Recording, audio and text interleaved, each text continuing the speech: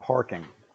Okay, one of the ways the town can restrict just how large of a development you can create is through the use of parking. And again, I use that term restrict very carefully. The town would be very happy if we kind of stayed put with the amount of buildings that we had and didn't increase any more than we currently do.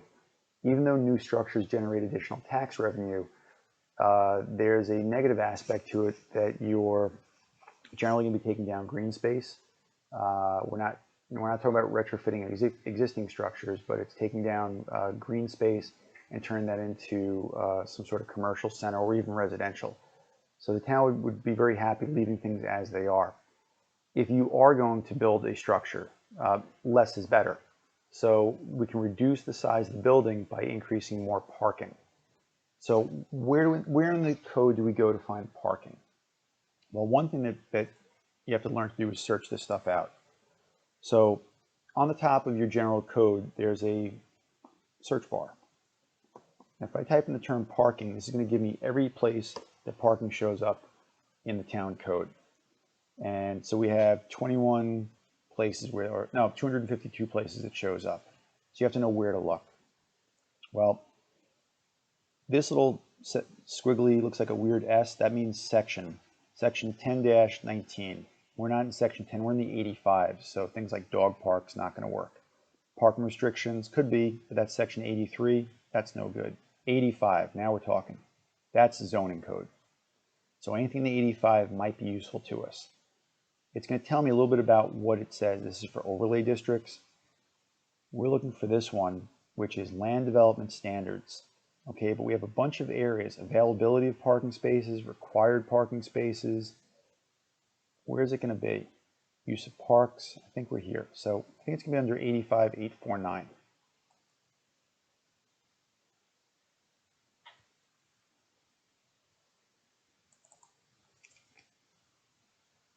All right, so let's required parking spaces. We'll get rid of this highlighting, but it's going to be with us for a little bit. Okay, so here's what it says: required parking spaces. The number of parking spaces shall be set forth in 85-852 table of parking requirements. That's where we need to go. But in here it talks about how parking lots are counted and what's required. So first thing we have is, when we'll get to the table in a moment, required loading spaces. Loading spaces are for tractor trailers. So if you have a large structure and you're going to have deliveries by tractor trailer, you have to provide loading spaces. So think of like supermarkets, Home Depots, big box stores. In the back, they usually have areas where tractor trailers can park and unload their goods. These are the numbers that are required to be shown on the plans. Okay. If you have a large building that's just being used for an office, bank, or place of worship, then you do not need to put a loading space, because generally you're not going to have tractor trailers delivering to a bank or a place of worship. That doesn't mean they can't come in there, but you don't need to provide a specific loading space for that. What the town says is, if you're not going to provide a loading space, we want to at least have a car space. So that's something you have to do.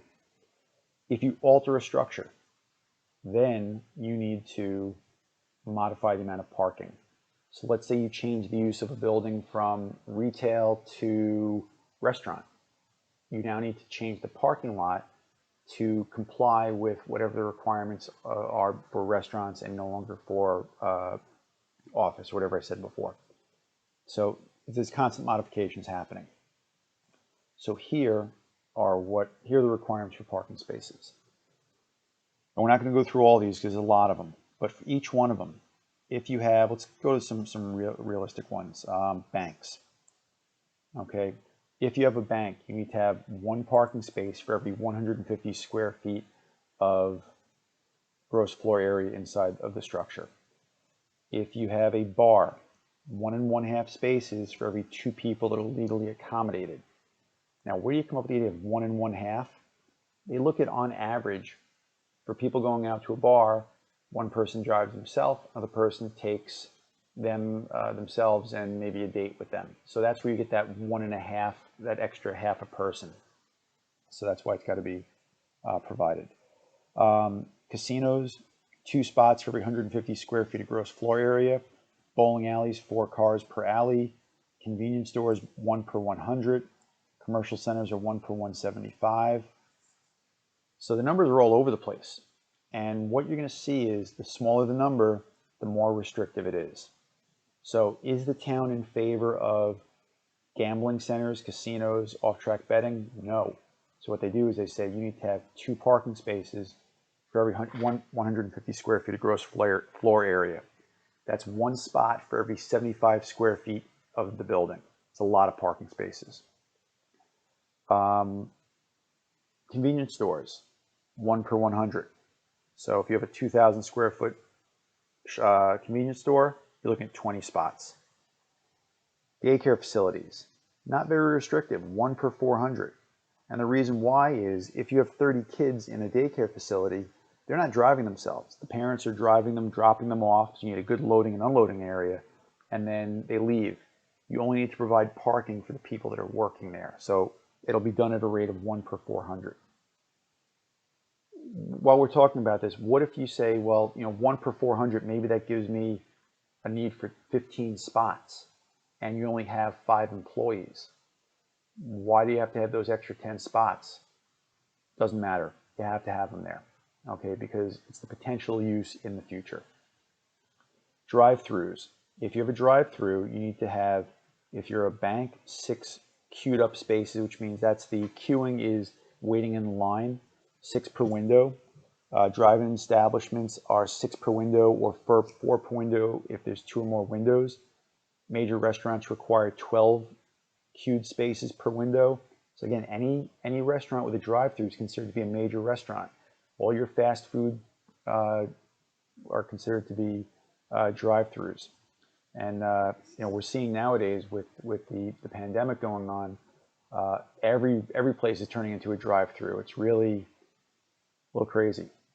Anyway, motor vehicle car wash, 20 queued up spaces for automatic and 5 for self-serve, and pharmacies are 3 queued up spaces per window.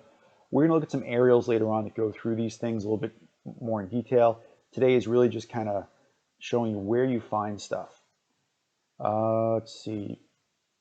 Generating facilities, 10 stalls or as required by the planning board. So in this case, the planning board will dictate how many spots you need if you're a power producer. Farmers market, health clubs, hospitals, 2 cars for every 3 patient beds, 2 parking spaces, I should say. And then we have additional requirements, 1 per staff member on maximum shift. So that's in addition to the number of cars for the number of patients, the number of parking spaces, I should say. Kennels, 1 per 300 square feet.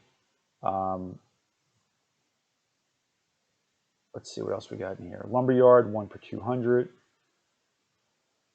Mini storage warehouse. Okay, people aren't coming and going all that often, so it's 1 per 2,000. Not a lot of parking spaces being required. Motor vehicle shops, movie theaters, 1 car per 3 seats. Regionals, 1 per 2 seats. Offices, 1 per 150. Places of worship, 1 per 3 persons in the sanctuary area. And then we have note 2. Let's just see what note 2 says real quick. Go all the way to the bottom. Note 2 says, improved and designated on-street parking along the development street frontage or within 200 feet of the site may be included. So they are allowing you to park in the street in certain cases. All right, so what else? Let's just finish up. Pharmacies, 1 per 150. That's the most common, is 1 per 150. Recreational and amusement. Okay, they have certain requirements. Residential. Are you required to have off-street parking for residential? Yes. In the town of Brookhaven, if you're in any of the zones, you must have a driveway where you can park 2 vehicles. It doesn't have to be side by side. They can be one after the other, but all of your driveways have to be sufficiently sized to be able to park your cars in there. That does not mean you have to park in the driveway. It just means you have to provide that service for people or for the homeowners. Restaurants. Restaurants are a little bit tricky because it's an either or. You have to do 1 per 3 seats or 1 per 150 square feet of gross floor area, whichever gives you the larger number of parking spaces.